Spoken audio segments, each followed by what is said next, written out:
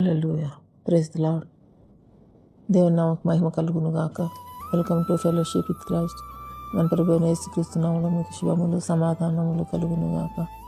దేవుని వాక్య ధ్యానం. దేవుడి సృష్టికర్త అని బైబిల్ తెలియజేస్తున్నది. ఆదికాండం 1వ అధ్యాయం 1వ వచనం. ఆదియందు దేవుడు భూమి ఆకాశము సృజించెను అని వాక్యం సెలవిచ్చుచున్నది. సృష్టికర్త అంటే దేవుడు సమస్తాన్ని సృష్టించాడని అర్థం.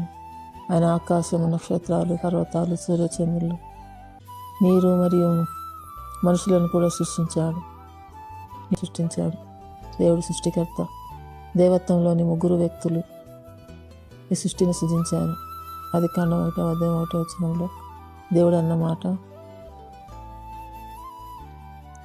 ఆదికాండం 1వ అధ్యాయం 20వ వచనంలో దేవుడు మన స్వరూపమందు మన పోలిక చొప్పున నరులను చేయదుమనను.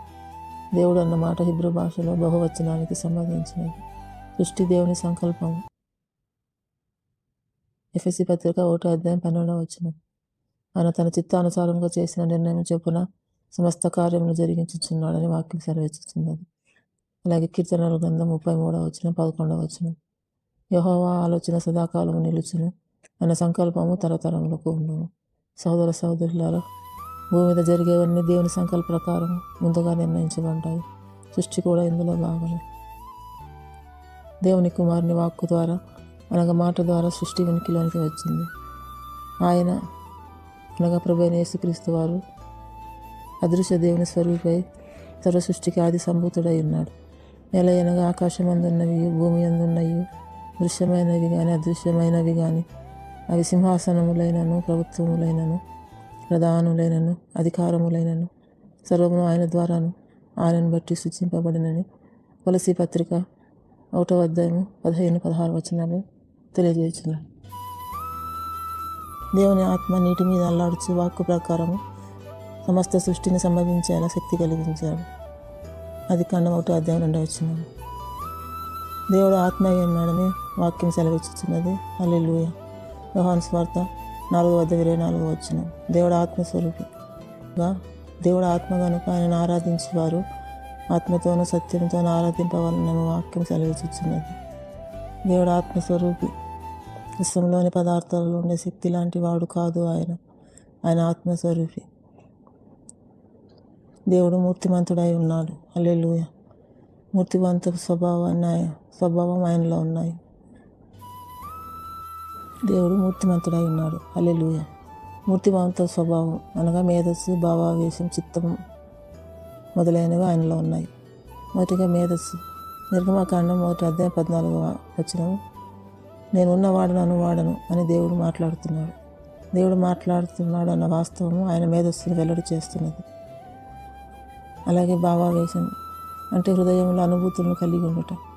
ఆయన ప్రేమించే దేవుడు, ఆయన దుఃఖపడతాడు, ఆయన కోపపడే దేవుడు, ఆయన రోషము గల దేవుడు అని లేఖనాలలో చూస్తున్నాం. దేవుని పోలికలు మనుషులు సృజింపబడ్డాడన్న వాస్తవము ఆయన మూర్తిమంతాన్ని సూచిస్తుంది. ఆదికాండం 1వ అధ్యాయం 20వ వచనం సెలవిచ్చింది ఏమనగా దేవుడు మన స్వరూపమందు మన పోలిక చొప్పున నరులను చేయదుమనని. దేవునికి స్తోత్రము. అలాగే దేవుడు అనంతమైన వాడు అని వాక్యం సెలవిచ్చుతున్నది. దేవునికి ఆద్యంతములు లేవు. ఆయన విశ్వానికి అతీతుడు.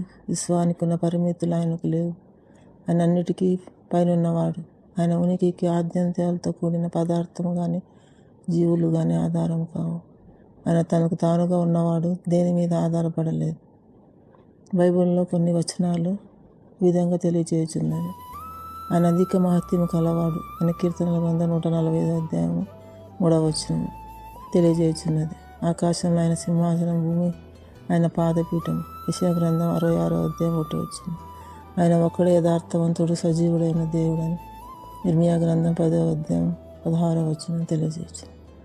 పరమాకాశంలో పట్టచాలని దేవుడని 1 రాజుల గ్రంథం 8వ అధ్యాయం 27వ వచనం. ఆయన విశ్వానికి ప్రభు అని యెషయా గ్రంథం 40వ అధ్యాయం 18వ వచనం. ఆయన ఒక్కడే సృష్టికర్త అనే దేవుడు అని 1 కొరింథీ పత్రిక 8వ అధ్యాయం 6వ వచనం. వాక్యం సెలవిచ్చుచున్నది ఏమనగా ఆకాశం అందేనను, భూమి మీదనైనను దేవతలు అనబడిన వారు ఉన్నను మనకు ఒక్కడే దేవుడు ఉన్నాడు, ఆయన తండ్రి.